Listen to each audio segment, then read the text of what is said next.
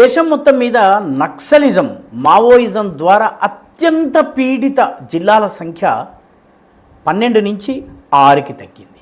ఈ 6 జిల్లాల్లో ఛత్తీస్గఢ్లోని 4 జిల్లాలు బిజాపూర్, కాంకేర్, నారాయణపూర్, సుక్మా.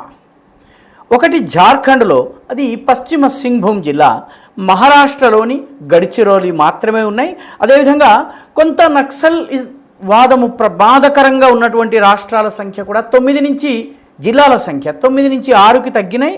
వీటిలో ఆంధ్రప్రదేశ్కి చెందినటువంటి అల్లూరి సీతారామరాజు జిల్లా, మధ్యప్రదేశ్కి చెందినటువంటి బాలాఘాట్, ఒరిస్సాకి చెందినటువంటి కాంధమాల్, అదేవిధంగా మల్కన్గిరి, కలాహండి జిల్లా, తెలంగాణకి చెందినటువంటి భద్రాద్రి కొత్తగూడెం జిల్లా.